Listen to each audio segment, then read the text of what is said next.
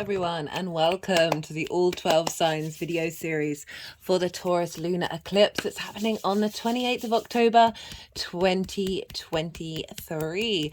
I'm going to be reading for Virgo and Leo in this video.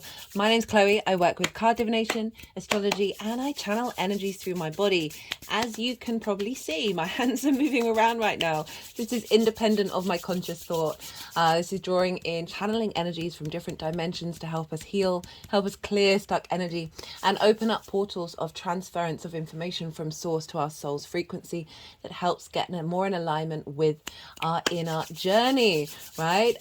Okay, so those of you who, I like to use all those modalities together to help us get an understanding of what energy is showing up and how to utilize it and work with it and make informed decisions. Right, those of you who know your time of birth, I recommend checking out the first house first. This is your rising sign. This is where your ascendant is. All of the signs will be linked into being in the first house in the astrology that links that way.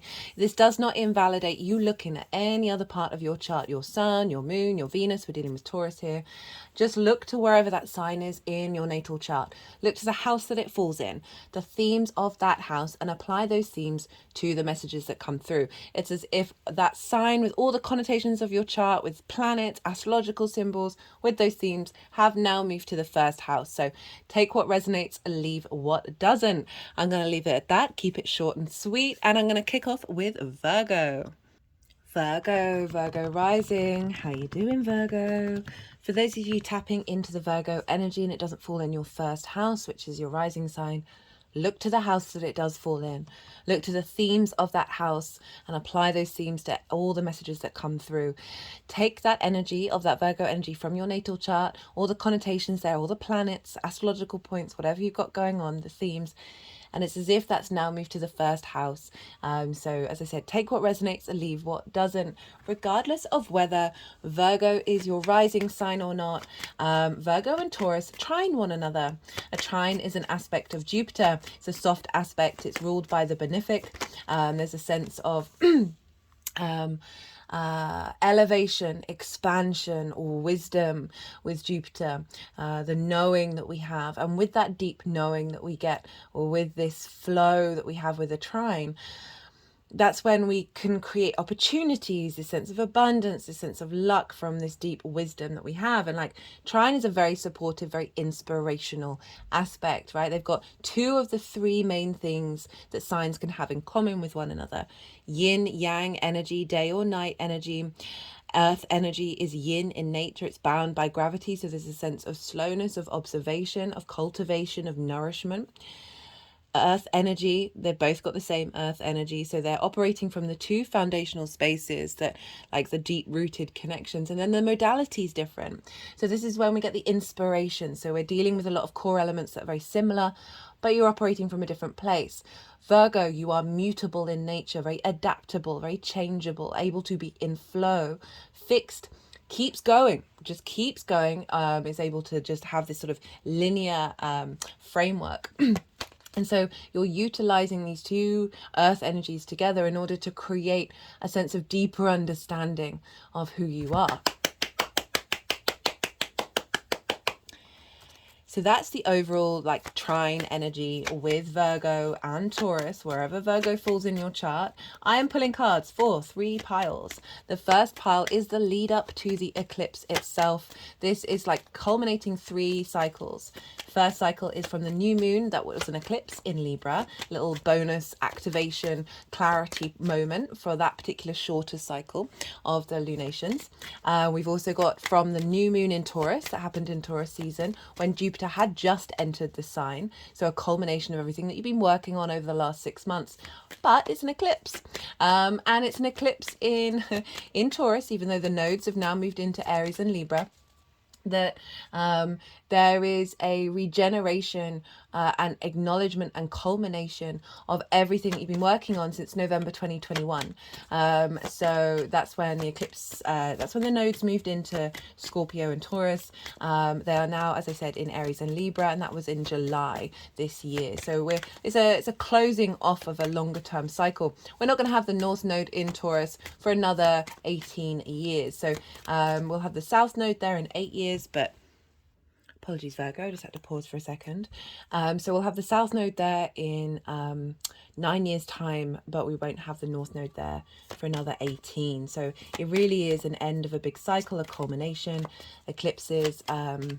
So yeah, so those are the sort of 3 cycles that are getting closed out. So this is everything that you've been learning, everything that you've been growing and working through in the first pile. Then the second pile is the energy of the eclipse itself. Now, I look at lunations as download portals, energetic download portals, because all the planets and the asteroids and everything that talks to each other at the time of this lunation is then like an imprint that we then incorporate into our 3D lives. And eclipses are even bigger than that. Why is that? Well, say at a new moon, you have the sun and the moon at the same degree. So they are on the vertical axis, the same spot in the vertical axis. However, they are not in alignment on the horizontal axis, and this only happens with eclipses when we had an annular one with the Libra one. This is partial, so we just got a bit of combining, and so it's this acknowledgement of combining linear time with all time at once, right? Source energy with the 3D material world. And so this is engaging in like bigger narratives that we may not consciously have signed off on, but they are in fact serving us in the long term. This can often be things that can happen around the time of the eclipse. They definitely can. I see it in all sorts of different ways, but it also can be an event that doesn't manifest in your life until 3 months later, 6 months later. For example, I've been using an example. Say you want a new job. You want a job that's more in alignment with your frequency. Now, this may be around the time of the eclipse that the people of the company that are sitting around and saying, hey, we want to create this new position, but that new position doesn't get listed till 3 months later. So these are all sorts of things that can be out of your sphere. And there's a lot of, I always say, lean into faith around eclipses, that there's a energy that has more clues of the future than you do, and just go with it. So I've also been using the example of my friend moved out around an eclipse last year. We had a wonderful living relationship. I was very sad to see her go, and I would never have chosen it, but it actually freed up a lot of time for me to feel comfortable doing a lot of recordings at home, because obviously there needs to be some stillness in the house, and you got to be very understanding of other people's needs as well. So it actually freed up a lot of space for me to just do what it is that I needed to do. But I wouldn't have chosen it at the time. So these are all sorts of things that can show up with eclipses. It's a full moon. It's a culminations, clearing out of old traumas, energizing a new vibrational frequency coming in. And so the second pile, as I said, could be things that happen to you around the eclipse, but it's also what energetic download is coming in, what visibility, what clarification, what celebration of self is really being embodied energetically. The third pile is then, how is all of this energy manifesting moving forward? So those are the 3 piles. I've done a collective reading. So in the collective readings with the lunations, I get a bit more esoteric. I talk about the soul's journey. It gives me opportunity to talk about practices that I've put in. I've tested and figured out, oh no, these ones actually work. I bring that up a fair amount, and as well as channeled messages and breaking down the astrology in a lot more detail, and also, I don't know what's happened to my energy just right now. My words have got all dreamy. The Ascendant, I think, is coming into a sextile with Neptune and conjunct Pluto. So it's not a big outer planet energy just going. Right. What was I saying? Oh, my mind just. I do apologize, Virgo. My mind just went completely blank then. Yeah. So eclipse is. Oh, collective reading, that was it. Yeah, so I've broken down the astrology in way more detail. So I've talked about the overall narrative, how everyone's talking to one another and what's coming through with that. Then collective tarot. There's the oracle cards come up here as well, but they wanted to be in a separate reading, so that will come out after I finish doing the series. So if you want to go check that out, get a bit more in-depth stuff about soul energy, how to work with spirit, how to work with your own inner peace as well, do you go check out the collective readings. Eclipses, I recommend just chilling out a bit, not necessarily doing a lot of high-end manifestation work. It all depends if you've worked with eclipses before, because as I said, we're dealing with different narratives, like bigger long-term narratives that we may consciously not necessarily want to manifest, but actually works out for you in the long term. So it's just, as I said, have a bit of faith, be mindful of your energy. I've been talking about compulsion energy around eclipses, right? So sometimes we get compelled by trauma responses and limiting beliefs. We can always kind of sense that there's something a bit icky about that, something about stuck, there's something sticky, even if it feels incredibly exhilarating. Now with the compulsion energy, when you're tapping into source, it's like fundamentally, you know, in your core, that's the thing you need to do. And so that can be eclipse energy of like, oh, all of a sudden you just decide you need to go do this and this chain of events. So just be an observation of it. It's yin energy at the moment, so there's a slowness to it, but yeah, be mindful. Right, okay, let's talk astrology. Okay, Virgo risings, you have this in your 9th house. This is the house of the gods traditionally. This is about perspective for me. The key word for me is perspective. So this is about your morals, your ethics, your philosophies, how you see yourself in the world, in the universe, your connection with God, spirit, nature, science, whatever it is. It's those questionings of, why do I exist? Why does society, how do we work together? What is it that we mean about it? Having been, you know, developed and then grown, then you're like questioning, okay, well, what does that all mean to me? That's the 9th house. This is all about perspectives and broadening perspectives and learning different and new perspectives. It's also linked into like going and traveling somewhere, usually foreign travel, of like going somewhere that is unfamiliar to you and spending a good amount of time there. Like not just a short holiday, that you then immerse yourself and then you change your perspective. I also find it's also like, say you've lived in the city your whole life and then you move to the countryside. That is a different perspective, right? So it doesn't just have to be like moving out of the country, but is often very much linked into having the urge to go and wander, right? It's also about teaching and learning. It's more like mastering something that you spent a lot of time on. And with that mastery, you have a deeper understanding of your perspective, and then you're able to share that information, not in order to change someone's perspective, right? That's a fundamental, but just to share ideas and allow other people to come to their own conclusions. So this is how you map yourself out in the world, right? Sometimes we can have some distortions around that. Sometimes we can not see ourselves in the bigger picture, especially over the last couple of years. That can be very disorientating. And we've had eclipses here during those difficult times. Where you've been reassessing and reevaluating, what does it mean to be alive, right? And who are you and how do you want to be and what is your code of conduct? So big shifts around that. And so we've got a full moon here, a culmination, as I said, of everything that you've been working on, and now Jupiter's there. So you've had a deeper understanding, a deeper wisdom getting ingrained in what it is that you need from the outside world, like what it is that, how you see yourself in the outside world. And in relation to others and the universe. And so we've got this boost, this big download coming in. As I said, it's clearing out old energy around not perhaps seeing your value in the world, and finding it questioning and constantly needing to feel like you're being questioned on your perspectives, and just a bit discombobulated. And there's also now a new download coming in, an upgrade. And this is because this moon, let's talk about astrology, this moon is conjunct Jupiter. Jupiter's retrograde at 11 degrees, the moon's at 5, so it's still it's still a tight conjunction. And this inner journey of Jupiter's been retrograde for a little while. It's going direct at the end of the year or the beginning of next year. I can't quite remember. I think it's the 31st of December, but my mind's like, well, that's a weird date. That can't be real. This inner journey of Jupiter, like Jupiter is like wisdom and knowing. When it's retrograde, it's revisiting that which you know.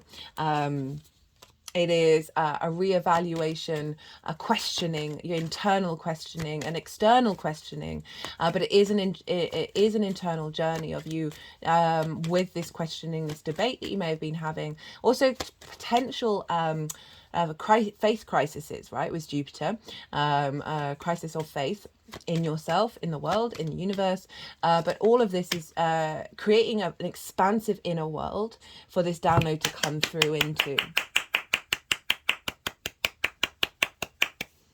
And a real Jupiter through the 9th, you just genuinely feel a bit more confident in yourself in the world. Certainly when Jupiter leaves that sign, which will be at the beginning of next year, well, mid next year, there's a real sense of just knowing thyself. With this one, I talked in the new moon in Taurus. That very much felt like a soul integration, a new beginning of a soul integration into our physical senses, like into the physical body, our personal relationship, Taurus, with Earth. And this really feels like an opening and expanding for that integration to become manifest. And this is trying your first house, Virgo rising. So this is all feeding that inspiration, that wisdom, that elevation, that cohesion, that expansion is all feeding into how you embody yourself, your first house. This is your actions and your deeds, your character, your vitality, your sense of self is really getting an upgrade. And my toes just wiggled at that one. With this lunation. Right, let's look to where Venus is, because Venus rules this moon. She's the ruler of Taurus. She's over in Virgo. She's in your sign, Virgo. So this is having gone through a long retrograde in your 12th. Now I really feel this Virgo transit is as Venus transit in Virgo. Whenever words begin with the same letters, I get a bit mixed up. Because sometimes in Virgo, an amazing facilitator, Venus in Virgo, but it can lead into the self-criticism and the self-judgment, which then goes outward into the world. And I really feel like she's been bringing a lot of harmony and peace and nourishment to those aspects that are liberating a lot of stuck energy that Virgo energy can get fixed on. That's freeing up that space to actually find the joy in creating and bringing about flow within yourself, within your body, of just a sense of ease and harmony come through with Venus moving through your first house. And so this is doubly like that influence of self where Venus is impacting what's going on with this moon. This inner confidence, this inner nourishment is providing the vessel for this upgrade to come in. And not only that, but Venus is trine Uranus. So Uranus has been in Taurus since 2018, shaking things up, being the liberator, and very eccentric.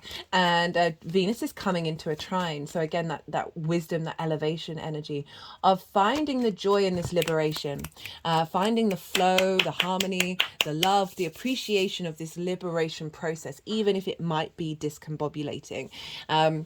And really allowing yourself to be confident and comfortable, a Uranian energy in your own skin, Venus, Taurus, and finding flow in your embodiment of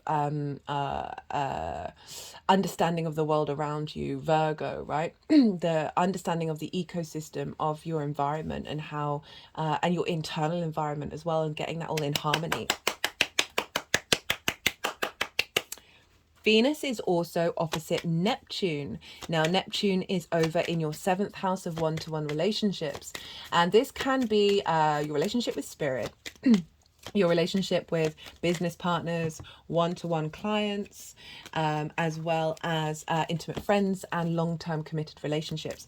So Neptune opposite Venus is a facilitating of the value of self. You, Venus in Virgo, with the source energy, with the soul energy that's coming through from Neptune, of facilitating your embodiment of that source energy from spirit, of that source energy from romantic relationships, or whatever it is that is now more in alignment with your flow, rather than the element of being of service to others, which Virgo can often do, as element of self-sacrifice, and also a liberation of judgment around intimate relationships as well, because you're getting all this confidence come in with in the ninth house that's then going to directly affect, like, how do you operate in the world.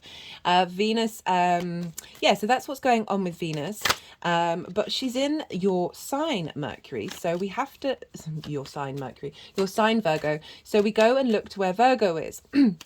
Where Mercury is. Goodness me, my words today. What's going on here? So Mercury is over in Scorpio with the Sun, with Mars, with Ceres, which is an asteroid representing nourishment, and the harvest. And so Venus is being governed by Scorpio energy, by a Mercury in Scorpio that is in your third house of communication, your day-to-day, your local activities. This is the house of the goddess, where we bring the meaning of the ninth house into our day-to-day. So there's vision and clarity over that which may have blocked your confidence in being able to communicate and express your value and how your perspectives of how you see yourself in the world. We've got a deep shamanic transformation, because Mercury is at 10 degrees, Mars is at 11, Jupiter's at 11. So they are opposite Jupiter. So there's this sense of deep knowing, this embodiment, this expansion of your soul in your own being. With Mercury and Mars, being able to go into inquisitor mode, go into the depths of something and transmute whatever energy isn't serving this new vessel.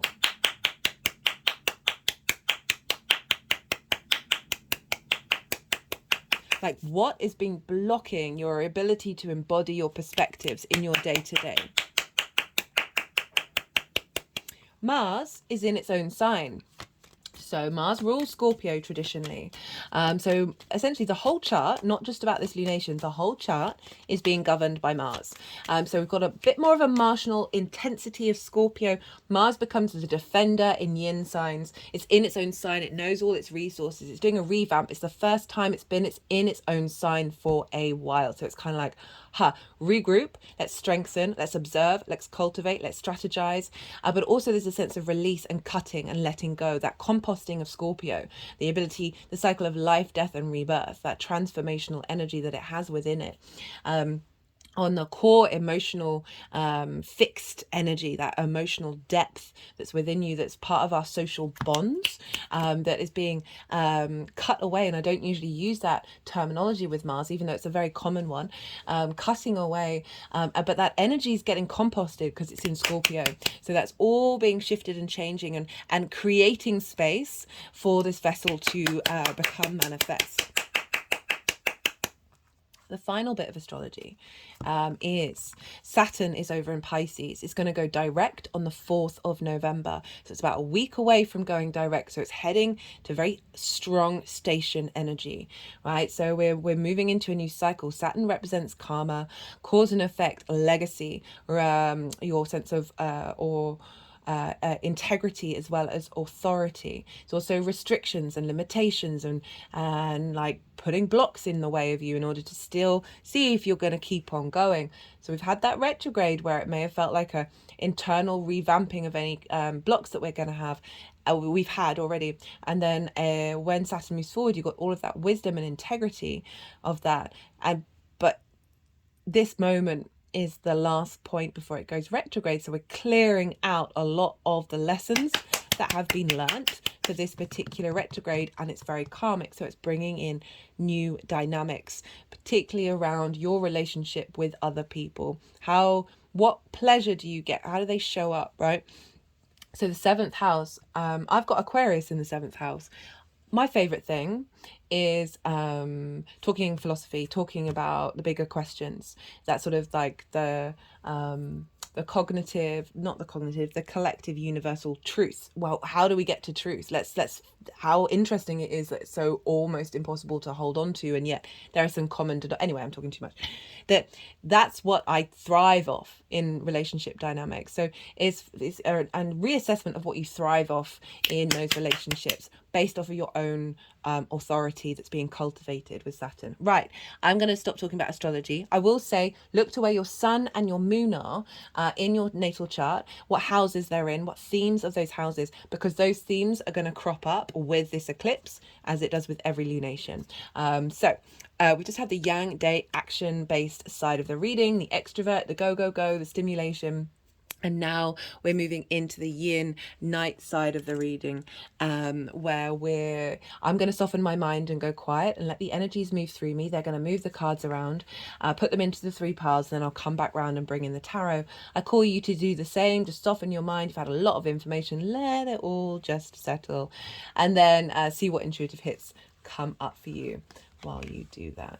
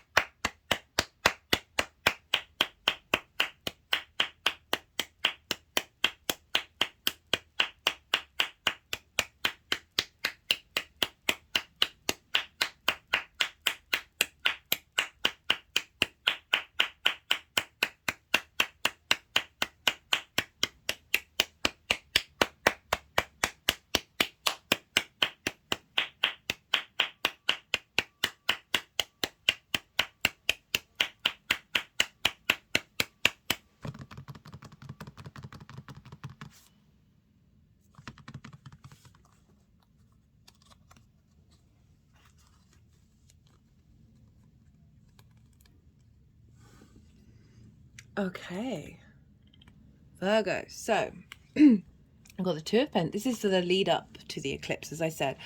Those 3 different cycles, so longer term cycles and shorter term. We've got the Two of Pentacles, we've got the 5 of Swords, crossed by the Devil, crowned by the Knight of Cups. What I love that the Knight of Cups, you've got a lot of cups showing up. Cups and fire, actually. Yeah, that's it. Yeah, cups and fire. Mostly cups, actually. And then one of each of the others.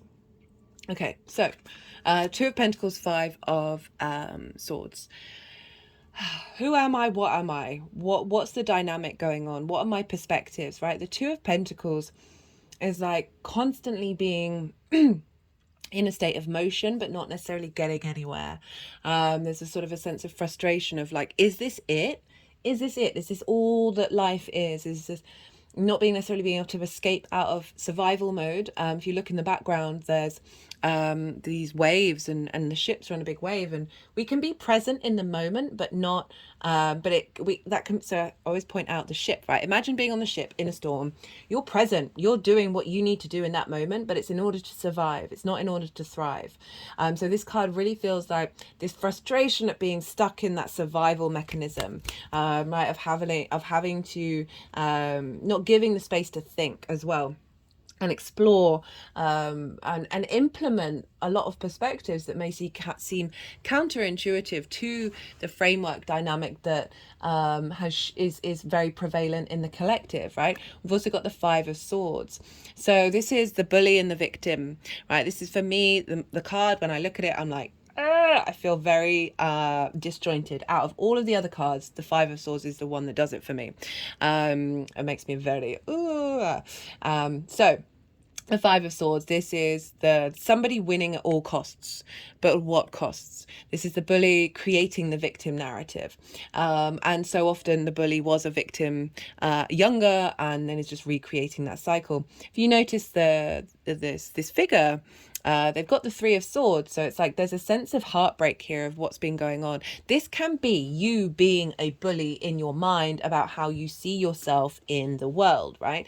This can also just be seeing the conflict out there and feeling quite overwhelmed by it, by like, how do you even go on to embody your own vibe when the outside world is that of chaos, right? And I always say with these two, like, we can be both the bully and the victim. My toes wiggled at that one. And this victim mentality is just as unhealthy as the bully, right? There's a certain thing about your mental, how you think, how you perceive yourself in the world, has a vibrational frequency that then goes out and recreates those situations. Now, so often we do a lot of the work, but there's still these like really inbuilt trauma responses that just keep creating these situations, and it's about finding peace with those. Right, got the Devil card crossing it. The Devil is Capricorn, but also represents the material world. It's also addiction, and something having a hold over you. So this is the fact that it's sort of crossing both of these cards. It feels like you're aware of what's going on, but it still had a hold over you. It still had this sense of oppression over how you feel in the world and how you think about yourself, but you've been tackling it with the Knight of Cups. Now, the Knight of Cups is the true romantic. This is the moving from your heart space, but there's a sense of flow and ease of being. There's as I said, like, so often we can get blocked by these things and get so overwhelmed by it that we can't put into practice what it is that our true essence. And I love that the Knight of Cups is showing up as saying, I am finding inner peace within myself, and I am finding the joy in the world and how I see myself in the world, and I am putting that into practice in order to overcome these energies. And then just Virgo, what's going on, Virgo? So this is the energy of the eclipse itself. So you've got the Ace of Cups and the Nine of Cups. I mean, this is abundance on abundance on abundance. This is emotional renewal. This is peace coming in. There's a sense of flow. Your cup runneth over. Your acknowledgement of yourself and how love is so important at how you remember, Taurus rules Venus. Venus rules Taurus. Venus fundamentally wants you to feel good in the 3D world, right? There's a sense of wanting to connect, of being in communion with others and in communion with yourself. And so there's a real like boost coming in with that Ace of renewal, from an offering from the universe, of offering in this new energetic download where you're no longer in the space of lack, right? The Two of Pentacles, of survival mode or of conflict. There's just love, right? Backed up by the cups. And the Nine of Cups, this is like wish fulfillment, but it's more confidence and gratitude. Right, I feel gratitude very strongly with this one, because when you say wish fulfillment, it's like, that's a dangerous thing to say out loud, in my mind anyway. That this is about the energy coming through of you feeling like all your cups are full, and a real sense of facilitating whatever's been going on with this Knight of Cups into your practice of who you are and how you embody that.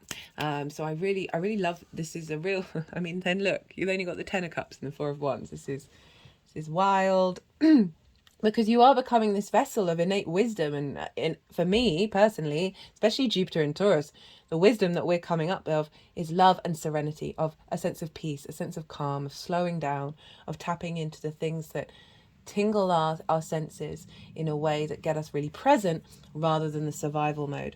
Okay, so we got the 10 of Cups and the 4 of Wands. Okay, I just had celebrate good times come in my head. I won't sing it. Right, so the 10 of Cups and the 4 of Wands. This is right, the 10 of Cups for me. Enlightenment is a strong word, but I say it because it's an easily accessible word for people to be like, oh, I can kind of understand what she might be saying. So this is typically called the happily ever after card. Like, this is a nuclear family. Your love overflows into the outside world, and then you create beautiful things. Yes, doesn't have to be the nuclear family. It can be absolutely anything that's important to you, that fundamentally in your heart space. But the way that I see this is the only rainbow in tarot. And this always reminds me of how when light is refracted, it forms colors and they represent the chakras, right? These chakra in Sanskrit is wheel. So those energetic vortexes that we have within us that are constantly spinning. If you turn these on the side, these kind of look like wheels, right?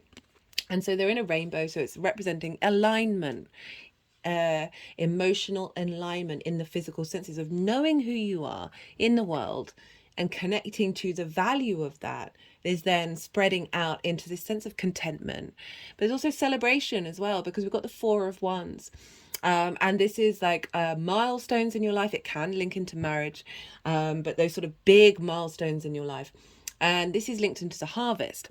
So the harvest takes about a year, and you've all got to put in the effort. And then you get to celebrate when the harvest comes in. This is what's happening. Celebrating with like-minded people of the work that's been done, of the hard work that's been done. So it feels like there's a release point, an elevation of a download coming in that is allowing you to then create your vessel that is drawing towards you, or you're embodying the sort of emotional contentment, and neutralization of it, that then is creating situations of other people or what it is, of goals that you want, of how you see yourself in the world, wanting that to manifest and come true.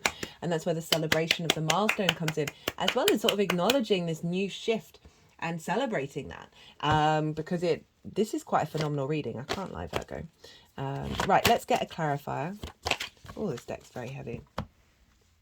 It's so weird. Sometimes the decks are like dead heavy and they're like, they want to do something. Got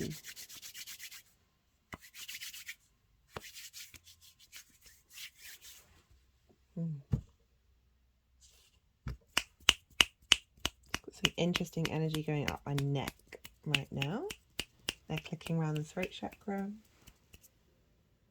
Okay, so it's drawing back into that Scorpio being in communication of like, how do you express yourself from a place of deep authenticity?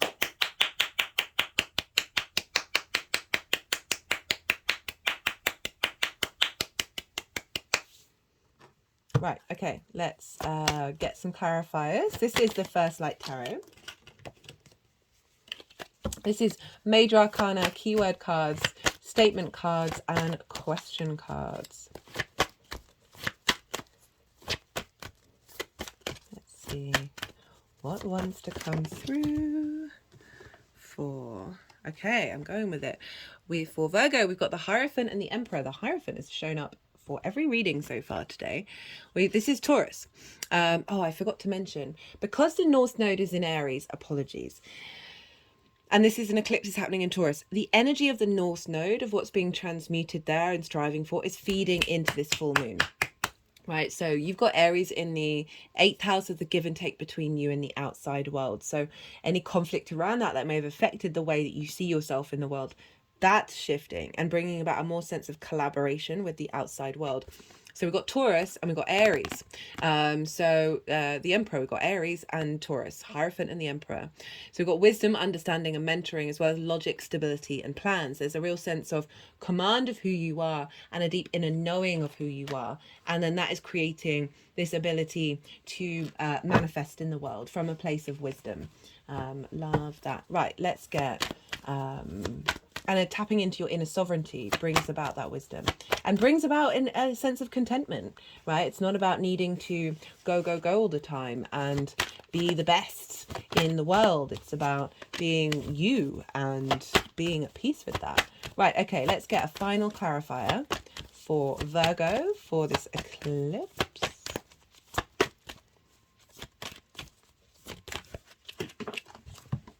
Okay, and we've got abundance coming up here. Got abundance. Yeah, really getting in alignment with that when we feel abundance, that 9 of Cups, we then bring that into the 10 of Cups, where it then ripples out into the world. Right, I'm going to leave it at that, Virgo. I hope you enjoyed this reading. Be good to yourselves, Virgo. Be good to those around you. And most importantly, be well until we meet again. Leo rising. How you doing, Leo? For those of you tapping into the Leo energy and it doesn't fall in your first house in your natal chart, look to the house that it does fall in, look to the themes of that house and apply those themes to the messages that come through. It's as if that Leo energy, with all the connotations of your natal chart, planets, astrological points, themes, have now moved to the first house. So yeah, take what resonates, leave what doesn't. Regardless of whether Leo is your rising sign or not, Leo and Taurus square one another. They are both fixed energy. Square is a hard aspect ruled by what's traditionally called a malefic Mars. So this is where sort of conflict, drama, frustration, winning at all costs can come about. Butting heads, it's a 90-degree angle. There's these two fixed signs energies are butting heads. They both think they know what's doing the right thing to do in terms of that fixed energy. Do it at home, push your fingers together and feel that pressure between those two energies butting heads. Now, yes, it can have difficulties. There can be a couple more steps to bring things into manifestation. It might involve a bit more hard work. The other side of that is friction. Right, so without friction, like friction is a high manifestation energy in this 3D linear time frame construct that we're very consciously aware of. Why is that? Well, without friction, atoms wouldn't bump up against one another and create time and space. So this is a big manifestation energy that may bring up some discord or some frustration, but do bear in mind we're dealing with eclipses here, so it's all rerouting your soul into the right direction. Okay, so I'm pulling cards for 3 piles. The first pile is the energy leading up to this eclipse. So this is closing up around 3 cycles. So we've got the short-term cycle from the Libra eclipse, the new moon that we had a couple of weeks ago. So this is sort of like a little buzz in that longer journey of a realization, a culmination, something coming to light, a part of that Libra journey that is sort of finalized at this full moon, this eclipse, but it's still part of a longer term cycle. And then it's also from the new moon in Taurus, which happened just after Jupiter moved into the sign of Taurus. So we've got a reflection of this because Jupiter is very much linked into this full moon, this eclipse. So from everything you've been working on over the last 6 months from that new moon, as well as this is the final eclipse in Taurus linked into the North Node that we're going to have for another 18 years. So this is closing up the cycle, the eclipse cycle of the nodes being in Scorpio and Taurus that started in November 2021 and wrapped up in when the nodes changed signs in July. So this is the final eclipse in that cycle. So it's a culminating of a lot of different stories that is happening here. And then the second pile is the energy of the eclipse itself. These may be things that are happening around the eclipse for you, but in these readings I like to focus on what kind of energy download are we getting, right? So with lunations, I see them as portals into downloads, right? Of upgrades, and also defragging as well, of like clearing out energy, everything all at once really with a full moon. The eclipses are even bigger than that, so they're even bigger energetic downloads. So this is all linked in to the astrology of how all the planets talk to each other at the exact time of the lunation.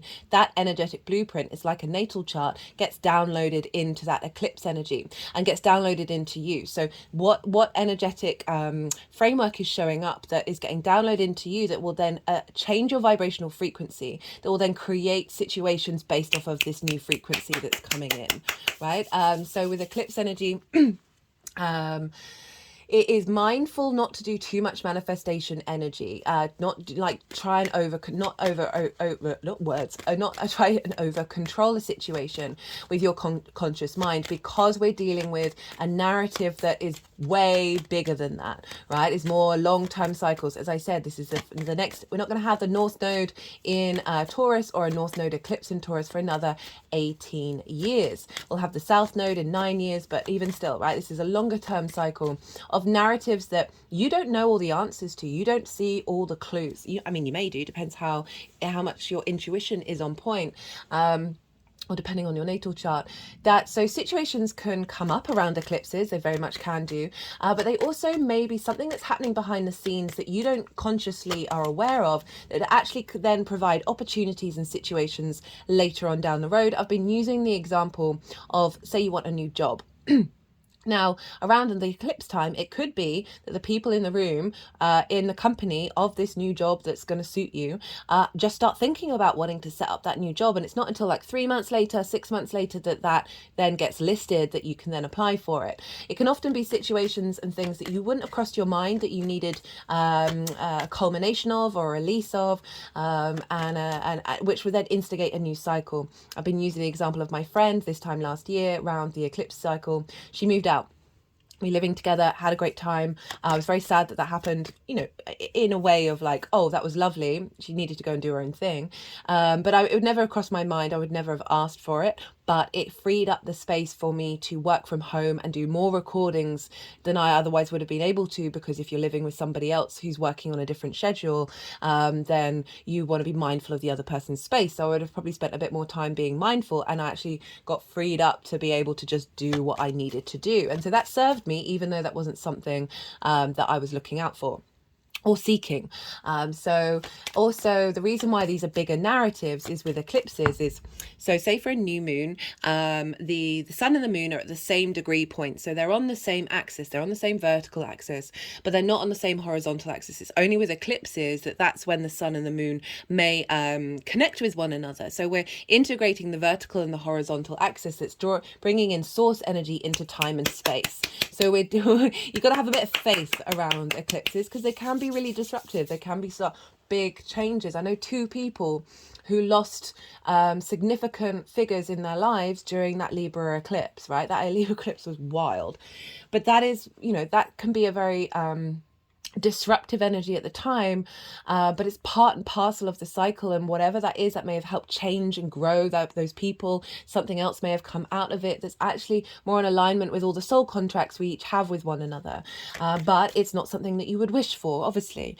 So yeah, these are definite disruptive, discombobulating times. So right, so I've done a collective reading, and this is, in the collective readings, I always get to be a bit more esoteric. I get to talk about the soul journey. I get to bring in lots of examples that I use in my channeling practice, as well as my the way that I try and find inner peace. It's obviously a constant daily engagement, and I talk a lot more about those kind of things in the collective readings, as well as break down the full narrative of the astrology, of that download that's coming through. Did a collective tarot, channeled messages, all those sorts of things. We've got the oracle cards here, so I always pull oracle cards for the collective readings. They didn't want to come out and talk during the collective reading, so there's going to be a separate reading with just those that's going to be coming out at the end of this series. So if you want to go check that out, that's where I get to get a bit more esoteric in the collective readings. Right, let's get on with the astrology for you Leo risings. This is happening in your 10th house. This is the most visible part of your chart. This is linked into life purpose, the thing that magnetically pulls you through life, whether you're conscious of it or not, and also career, right? Career can be a life purpose, but it can also facilitate your life purpose. It's about reputation and visibility. And so this is the final eclipse in this series. It's happening in your 10th house. This is an angular house. Angular houses are 1st, 7th, 4th and 10th, and they mark the sort of the foundational structure of your natal chart. They're very loud when we have things going on in these houses. So fixed signs, they're sort of like, oh, finally the last eclipse after having had eclipses either squaring or opposing themselves. We've had Saturn finally leave Aquarius. So this is a shift shift of dynamic for all fixed energy, a culmination of everything that you've been through. And this is a culmination, potentially a celebration of what you've been doing in terms of facilitating your life purpose, as well as recognition perhaps in your career. There could be a big shift around that, as well as releasing old trauma in relation to that light being blocked, right, to your needs not being met. There's more visibility, there's more clarity, because the sun is actually taking a part of the moon away, and so that's bringing more vision, more direction, more purpose to this unconscious download. And this is squaring your first house. And so this is where the square is happening. And you are the first house. This is a sense of self. This is a sense of how do you embody your sun or your moon in your actions and your deeds. This is your vitality, your character, your body, often how other people see you. So this is a vessel energy that's being kickstarted here, that's feeding in the transformation of Mars, right? The motivation and drive of Mars, a culmination of that, a releasing of any blocked energy in your physical body that may have been limiting how you see your career and where you're headed and what you're doing, as well as creating a sense of celebration, as I said, with everything that you've been striving for over this cycle, and finding things come into a bit more clarity. This could be new opportunities of expansion in your career as well, and your life purpose, as I said, however that shows up for you. A new culmination of a new vibrational frequency of visibility as well, in terms of this 10th house energy. So let's talk about what's going on with the astrology. So Jupiter is pretty much conjunct this moon. Jupiter's at 11 degrees and the moon is at 5. And so Jupiter has been retrograde for a little while now. And when Jupiter represents this sense of expansion, the getting into the elevation of faith in wherever Jupiter is, and it can bring about questioning tests of faith, questioning of faith in what it is, where you want to be headed, and what it is that's really important to you, especially when Jupiter is retrograde, because that's when you start questioning things rather than taking things as fact. Of just, there's a inner questioning, there's a questioning to what's going on around you, as well as what it is that you truly need. And this inner space, that Jupiter is very expansive. It wants to provide generosity and openness and luck and abundance, but when it's retrograde, it's really realigning your vibrational frequency to this inner depth. And with that inner depth, and then when it goes direct, this is when things start to manifest and get going. And so with this inner space conjunct the moon is in Taurus. She is exalted in Taurus. What does that mean? Well, interestingly, look, no cards have come out. That hasn't happened yet so far in the reading, so let's use a bit of card magic. Just had an energetic release then.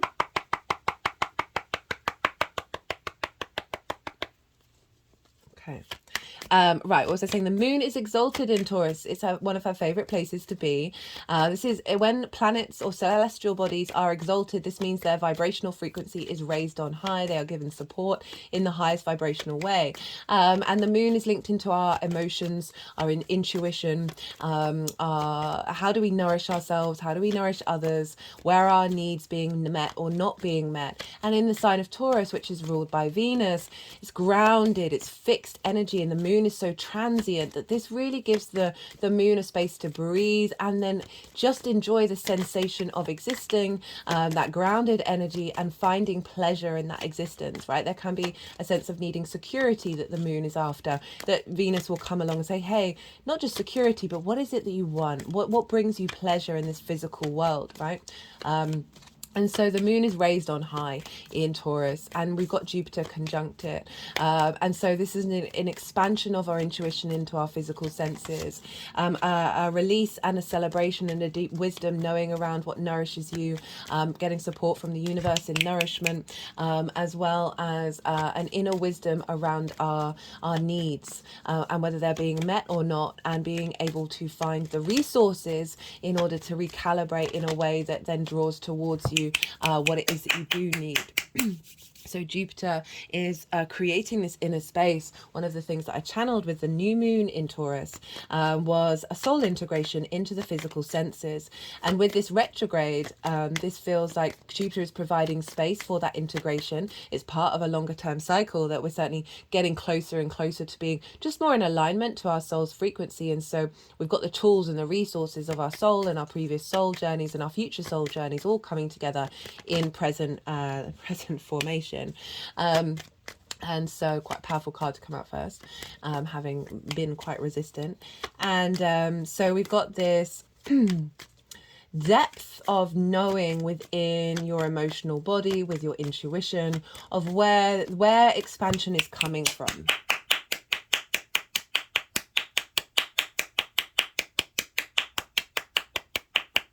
And as I said, this is squaring your Leo energy. So it's creating a dynamic of friction that then helps you embody it and then manifest in the world. So this moon is being ruled by Venus. So wherever the ruler is having an impact on the signs that they rule. And Venus is over in Virgo. And this for you is your second house of your resources, your values, right? What do you value? How do you value yourself? Most importantly, it's the tools that you have in order to bring in regular income, as well as how do you manifest in the world. And Venus is going through there, really helping get an alignment of a deep nourishing in Virgo of bringing flow, releasing of self-criticism, releasing of judgment, and finding a little bit more peace, a little more diplomacy, and a sense of appreciation and value of yourself, even if it may be coming through, because Venus isn't entirely happy in Virgo, even if it may be coming through in ways that may be a bit discordant. This is also just this feeling of care that I'm getting with Venus being in Virgo. Virgo is very much like, what nutrition are you eating? Whereas Taurus can be, hey, go get that cake. Go get that thing that you love. Right? So there's this combination of Venus providing deep nourishment and connecting to your embodied eco-structure within you, that you then operate in a social dynamic, and really allowing this cultivation of appreciation of your own value that is also clearing out and opening up space for more flow of things that haven't been serving you since she's since she's come out of that retrograde in Leo. For those of you Leos who've not watched the retrograde series of Venus, there's a playlist. I'd recommend you go check it out, because that's a big cycle and that's in your first house, and that had a double whammy. And so we've got now she's incorporating, now she's observing, okay, what's not working? How can I bring this, how can I get creative with navigating this? And then you're probably going to start instigating that when she moves into Libra. So at the moment, Venus is helping bring in a deeper sense of love and value when it comes to how you value yourself. Also finding more creativity around the skills and your manifestation ability as well. This is all feeding into this moon. She's trying Uranus. Uranus is also in Taurus. Uranus is the chain breaker, the clearer of paths, the maverick, the innovative, the oddball, but in the best possible way. And often liberation is a very strong word around Uranus. And she's coming into a trine with Uranus. So this energy of liberation, Venus is saying, hey, let's make sure we're in flow with this. Let's make sure this is facilitating your 3D experience, and creating this joy and this pleasure principle around this liberation transformation that's coming through, that might have been a bit disruptive because we're dealing with an eclipse. Oh, I forgot to mention, because the North Node is in Aries, this means that that Aries area of your life, which is your perspectives, how you see yourself in the world, your morals, your ethics, your philosophies, all of this is feeding into this eclipse, right? So it's getting this culmination, this celebration, this download, this upgrade that's in alignment with your fundamental roots of how you think the world works, how you think the universe works, how do you see yourself in it, and having more confidence in that. and perhaps visibility around what it is that you have to say, how you think in your career, in your life purpose, whatever that is, and having a bit more visibility, because we're dealing with the 10th house, which is all about visibility. So Venus is also conjunct Lilith. So Lilith is very much not wanting to deal with hypocrisy, wanting to get rid of hierarchical structures that are actually fundamentally messed up. Very independent energy as well. And she's trine Uranus. So there's a real sense of what's being liberated here is our ability to be comfortable in our own skin and authentic to ourselves, right? To your sense of internal value.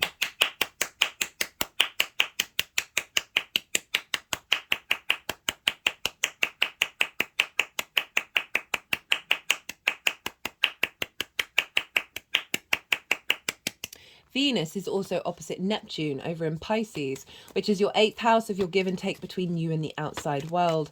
And this can very much feel like the message I got through with this one is that it's an embodying of the soul. Like Neptune for me is like a real hardline connection to source energy, and and that universal soul energy.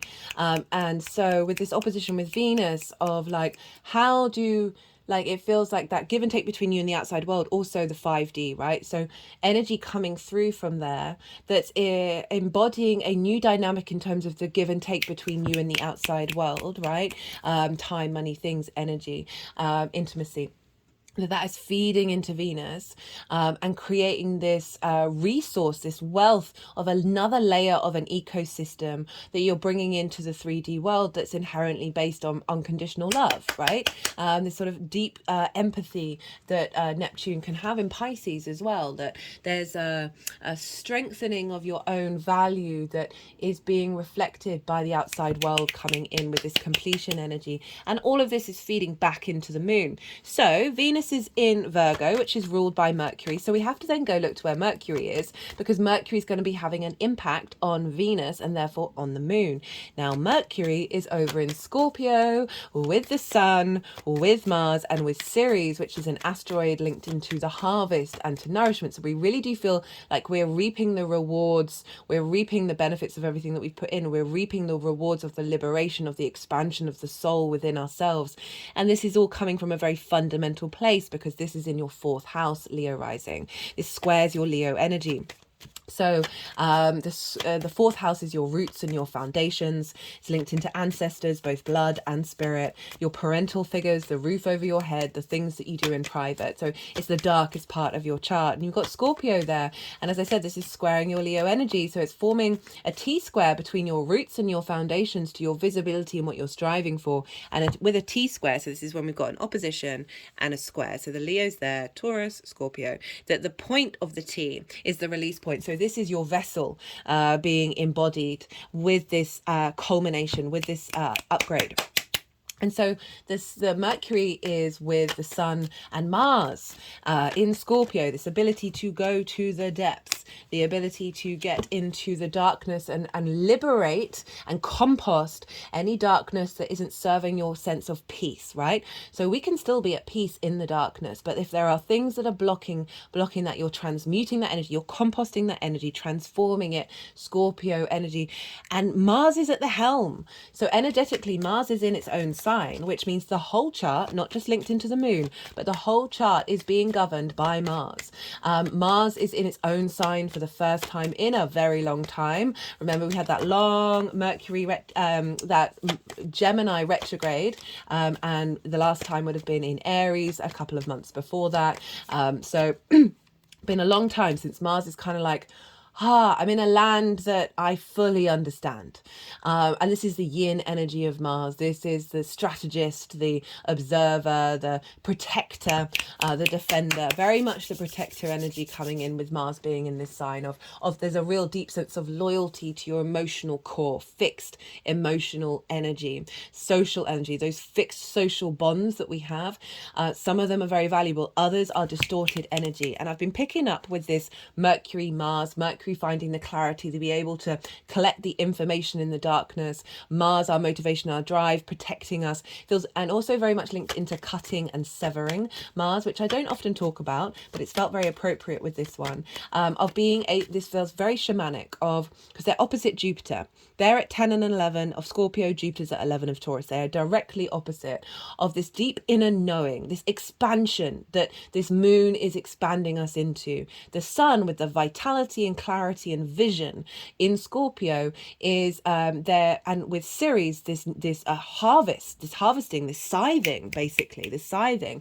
Of cutting away that which we the harvest that we're bringing in, as well as severing that which will then be used for compost for the next harvest. So releasing that which isn't serving us, those core emotional blocks of ice, right? Fixed water that Mars is helping sever, and Mercury's able to understand where that energy is going to flow to, right? So there's a real clarity of that which has had a hold over you and that which you're then liberated from in order to move forward. And so we've got this transformational energy happening in the fourth house. This perhaps with the sun in the fourth, you've got some sort of recognition of where you're headed when you're in private, right? So often where the sun is, there's an understanding, there's a clarity of the journey that you've made on with the moon. But with eclipses, it's like it's can very much be a sort of a clearing of the sun that's then facilitating the moon as well. So this is, as I said, this can be a real celebration from your ancestors and your soul lineage of everything that you've completed, or getting a lot of support coming in from the ancestors that are feeding into this moon. It's then freeing you up of old trauma from not just your life, but past lives, ancestral work as well, that is opening up your heart space in order for you to really embody your life purpose. Whether you're conscious of it or not, it's still that thing that's guiding you, and being free and surrendering to it and seeing what happens. Right. So yeah, Mars has got a lot of power, a lot of strong motivation and drive in your roots and foundations that's facilitating the growth of your career. Great stuff. With final bit of astrology is Saturn is over in Pisces along with Neptune in your 8th house, and is making a trine to the sun. So wisdom, elevation, expansion, a sense of ease and free flowing, very soft energy, very supportive. It's also sextiling the moon, which is creative Venus energy, sense of love and harmony.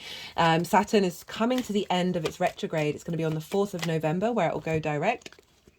And so we're really clearing up a lot of that retrospective energy, a lot of that retrospective energy that Saturn may have produced some roadblocks up around us, may have caused limitations, a sense of lack of visibility, a shaking of foundations, and now we're getting the intensity of that. So bringing together all of those old contracts in order for then it to start moving direct. So we've got very inspirational, creative energy with the Lord of Karma, the Lord of Time, right? Duty, responsibility, integrity, strong foundations, legacy, right? So this legacy energy is feeding very supportively into this culmination of a download that's coming in, of a celebration of everything that you've worked on, or shifting out old energy in order to bring in the new, that's coming with the assistance of Saturn. And so we've got like this longer term legacy format really being re-enhanced. Is that the word I want to say? Into this lunation. Right, that is everything. Do check out where your sun and your moon are in your natal chart, because wherever whatever house they're in, the themes of those houses are going to show up, right? So it's the same with any lunation. It just adds a little flavor of what does this look to you on a personal level. Right, we've had the yang day action side of the reading, right? The go, the stimulation, the extrovert. I'm going to soften my mind and go quiet and let the energies flow through me. So they're going to do some energetic work with the cards, and then they're going to put them into the 3 piles, and then I'll come back round and I'll start talking about the tarot. I call you to do the same. Soften your mind. You just had loads of information. Don't let it go too, don't overthink it. Let it all soften in your unconscious and see what intuitive hits come up while this is going on.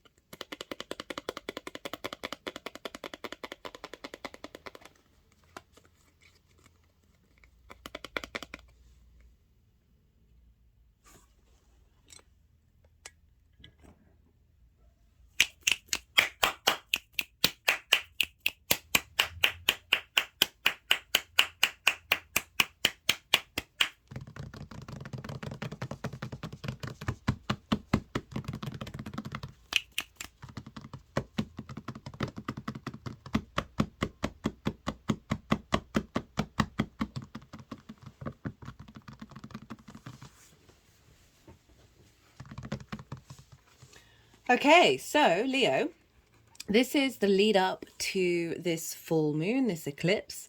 We've got the Seven of Wands, we've got the Five of Cups, we've got the Eight of Pentacles with the Knight of Cups. So this is a lot of different elements going on here. We've got fire, we've got water, and we've got earth. And so the combination of these cards, it just feels that there's things might not have been working in the way that you would have liked them to. But you've not let but I feel like there's an acknowledgement that you're in transition with all these eclipses, that there may have been difficult situations, but you've been working through it, and I'll explain why. So we got the Seven of Wands. This figure this figure doesn't know its own value, right? It's on it's on a cliff, right? So it's representing a higher got quite a lot of energy running through my body as I was saying this. It's on a cliff that's got a higher ground, right? So it's saying you've got something that is of merit, that you are safe with and secure. However, this figure looks very unsteady, and it's feeling like it's in competition mode, that that it's you're not able to enjoy. And so if I think about this of like just doing something for the sheer love of it, that can get distracted when you feel like you're in competition with other people, right? You're feeling this is scarcity mode, right? This is like, we live in scarcity mode. It's the framework that is very, very loud right now, that there is a limited number of resources, there's a limited number of whatever it is, that we're constantly comparing ourselves, we're constantly in a state of competition and a state of scarcity. So that's coming up quite loudly of it hasn't quite clicked, right? You know, when that clicks, so we're dealing with also Venus in the second house of your value, right, in relation to where you're headed and what you're doing. It hasn't quite clicked inherently within you of knowing that you are truly divine. What you have is yours, and it is the universe wants you to thrive experiencing it, and so that can take a really long time to get into this figure's head, right, of like, oh no, okay, it doesn't matter what anybody else is saying, what anybody else is doing, obviously within reason. I always say that with the caveat of like don't take it too far, guys. But the comparison is the thief of joy, and then that scarcity mentality is just kind of like always worrying rather than enjoying, rather than being, right? Takes us out of being present. And we got the Five of Cups, which is grief. So these is kind of saying that things haven't quite, you've been working through some energy that's fundamental in the root of the human species, right? This is about looking, grief is a very natural human experience. These are the Three of Cups that have fallen over, that sense of harmonizing and being in flow. There's sometimes we need these moments of pause, and all these moments of grief to be able to acknowledge that sense of separation. Again, this is very separation energy, right? Rather than acknowledging you are everything within the universe, within yourself, right? And so this is kind of saying that there's been some difficult energies that have come up that you've been navigating in terms of where are you headed? What's your life purpose? What it is that you want? How do you put that into place? How do you not grieve that which may have been lost in the past that is then limiting your ability to navigate a dynamic that it doesn't lead in grief, right? All very natural experiences. But the reason why I'm saying like you're acknowledging this, but you've been good, right? It's not completely shaken you off. Perhaps things have been going well, but it's given you the time to get to the real nuances of what may be causing discombobulation. We've got the Eight of Pentacles with the Knight of Cups. So the Eight of Pentacles, for me, this is whistle while you work. This is knowing that you're in a state of learning to master something. You're really honing your craft, and these things can come up in order to really get to that place. But the whistle while you work part is kind of like acknowledging that you know that this is part of the journey and part of the cycle. And it's with the Knight of Cups. which is saying you've been trying to move through this energy and embody it from a place of peace, a place of serenity. The Knight of Cups is the true romantic. It's gliding through life, it's enjoying the world, it's seeing everything through rose tinted glasses, but in the best possible way, of appreciating the journey that you're on from a place of love, which can be really difficult when we're dealing with lack and competition and scarcity energy. That can be intense. This is all saying that you've been taking action to make sure that you are operating from a heart space, even though that's a difficult process. Okay, how is this energy manifesting moving forward? So this is career, life purpose, the light, the visibility, the reputation. And so we've got justice. Just when that card showed up and when it wanted to go there, it felt like after these cards of feeling like there might have been imbalance, of feeling of working through that emotional imbalance within yourself, and potentially not necessarily seeing it in the outside world in the way that we have expectations, we have hopes, and that's where sometimes you can lead into grief of, again, that visibility of not feeling like, why am I under attack? Why is it not just appreciated? Why is there this sense of grief that I'm working through?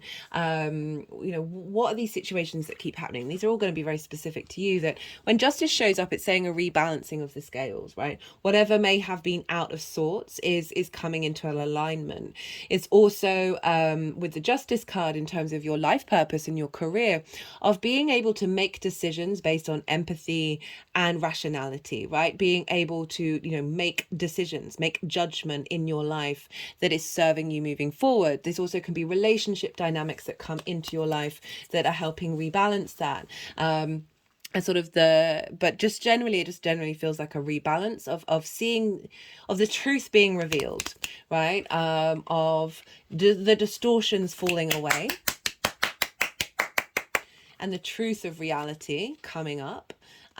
We've got this with the Queen of Pentacles. Okay, they're just wanting to go to the third eye, the throat chakra, heart chakra, hand, crown, up, back to the heart, back to the throat, to the solar plexus, to the root. Oh, got some tingly feeling as I'm doing that one. To the sacral chakra, our creation energy, and to the hand, back to the heart, down to the solar plexus, to the, like, in between the throat and the heart, and up out of the crown. Whew. Oh, my head's feeling funny. Right. So justice is coming in, rebalancing things. Is also Libra, communication, your day-to-day, of things getting in alignment with your day-to-day, with the way that you express yourself. That's going to have a knock-on with your visibility, your career, your life purpose. We've got this with the Queen of Pentacles and the Ace of Pentacles. Love this combination after going through this energy. The Queen of Pentacles, right? You want her on your side if you're moving forward. If you want abundance in your life, this is the queen that you want. She's tending, she's nourishing, she's caring, she's good advisor. Look at my hand, the card's just got over my throat chakra. So perhaps this is the way that there's something about what information you have to share to others that is providing abundance. So for some of you, I feel like that should be all of us all the time, to be honest. But this queen, she's going to tend to your desires, tend to your life purpose. You're embodying this energy of committing, of cultivating your life purpose moving forward. And it's coming with the Ace of Pentacles, which is a renewal of the physical form. It's renewal of that Taurus energy, of your career energy, where there may have been some issues around whether you're in the zone or not. And this is a renewal. This is an offering from the universe of reigniting this clarity of understanding justice of your life purpose, and where you're headed and what's important to you, both from a heart space and from a 3D space, like making sure that they're in alignment. Okay, right. How this energy is manifesting moving forwards. We've got the Chariot, we've got the Four of Wands, and the Ten of Pentacles. You can't really get better cards coming up for a 10th house transit than Queen of Pentacles, Ace of Pentacles, and Ten of Pentacles, because these are just saying a nourishment towards your legacy, right? So this is the energy manifesting moving forwards. The Chariot, this is confidence, this is victory. This is knowing you have the resources you need in order to move through the world, right? This figure doesn't have any reins trying to tame the sphinxes, right? This is a going with the flow, but knowing that flow is inherently linked to your victory, to your life purpose. So we've got lots of different symbols from different cards. We've got the crown of the Empress, the Magician's baton. We've got the pillars from the High Priestess, as well as the moons, and the lingam and the yoni, as well as the wings of spirit that represent the lovers. And this is a culmination of all the wisdom and understanding that the Fool has gone on throughout the major arcana. There's an inherent confidence coming in, right? If you think about the Chariot is moving around through the world, there's a sense of safety in what it is that you're doing. You're feeling protected and held. In order to move forward from this upgrade into a space of confidence, of being able to take action as well and move through things at the pace that you need to move through them, and to trust in what's happening around you. Have a bit of faith. We've got the Four of Wands with the Ten of Pentacles. The Four of Wands, didn't I talk about harvest at some point in this reading? Well, this card for me, I very much link into the harvest. So this is when the harvest comes in after that year of putting all the hard work. There's a celebration with like-minded people. There's a sense of a milestone coming up of acknowledging the hard work that you've put in, your passions, your drives, your motivations, this fire energy.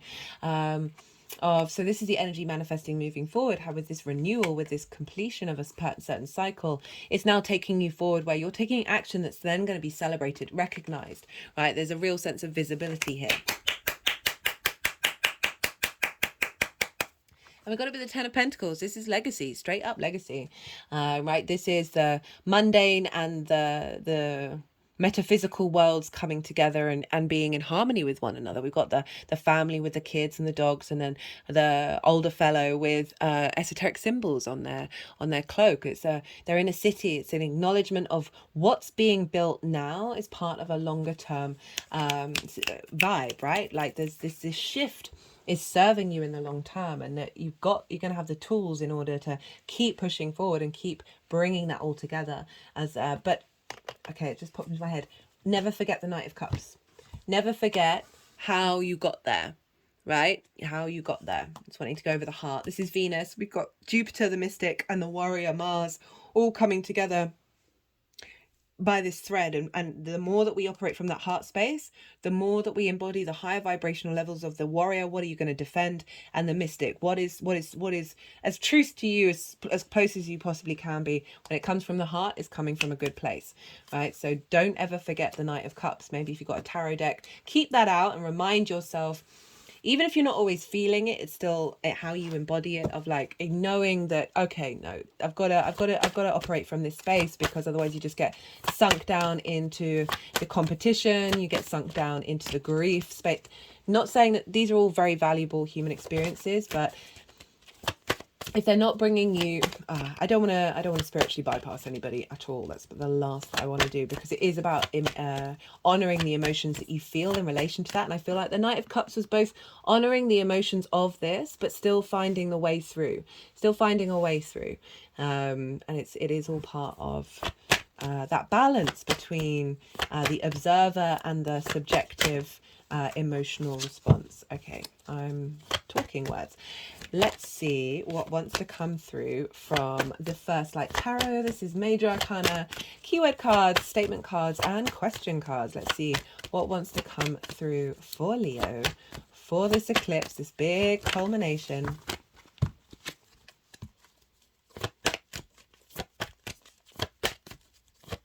Hey. outcome. Okay.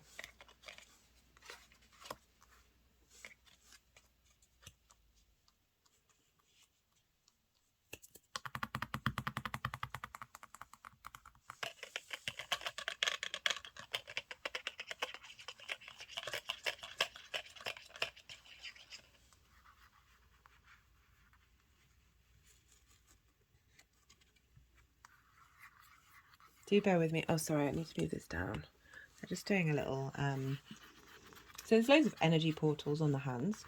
And essentially they're creating light language. They're creating, even if it doesn't look like it, creating energetic frequencies and maps that help help us embody in this 3D form higher vibrational energy. So I don't know if you saw there, but they sort of did circles around that sort of enlightened eye, very Illuminati figure image, but the enlightened eye. And what is it? It says, one for all and all for one.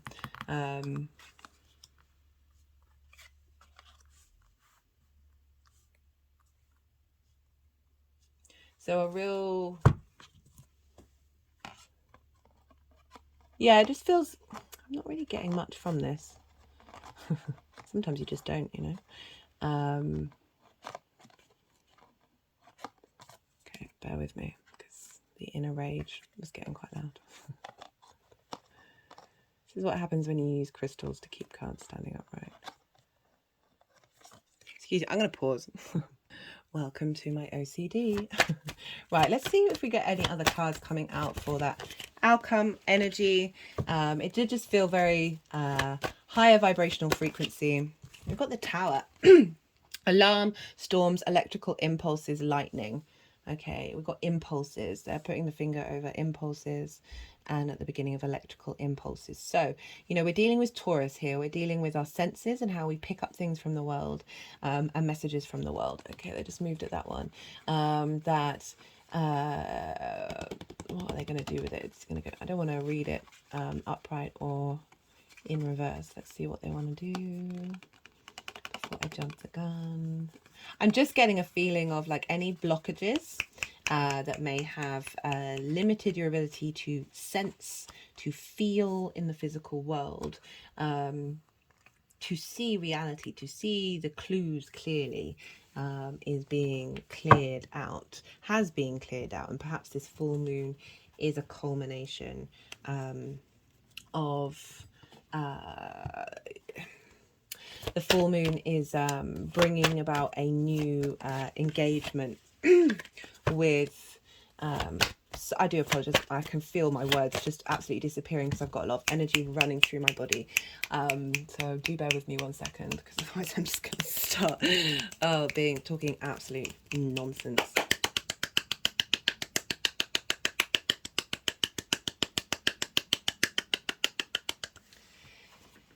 This is a level of something feeling off that's being rerouted.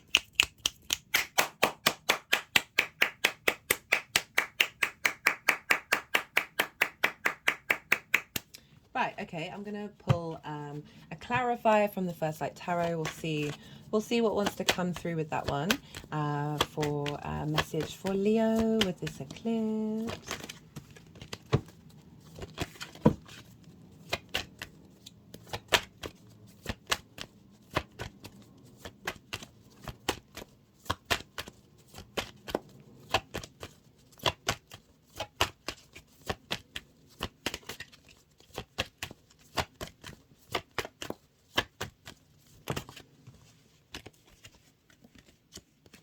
Intuition and pride came out with that one. That's really, you know, that's sort of going what I'm feeling in my body. It's like this discombobulation, this sort of frustration, this sense of understanding that there are walls around that have... At the bottom of the deck is the King of Cups. Okay, I was going to pull another tarot for that one. For this one, the outcome of like tapping into your emotional senses in the physical body, which is just as powerful as any other. That that there is a release happening here. There is an expansion that's happening here in relation to your embodiment of that and your understanding of it, rather than getting blocked and falling into different pathways that don't genuinely represent what's the messages they're trying to tell you. So that King of Cups is very in its emotional control, right? It's very also imaginative and creative, and deeply intuitive. And so this feels like there's a lot. You're going to be able to feel pride about what's coming through for you, and it's strengthening your intuition. That's helping you get to a place of feeling confident in yourself in the way that you move through the world. Okay, Leo, I'm going to leave it at that. That got a little bit sidetracked. I hope you enjoyed this video. Be good to yourselves, be good to those around you, and most importantly, be well until we meet again.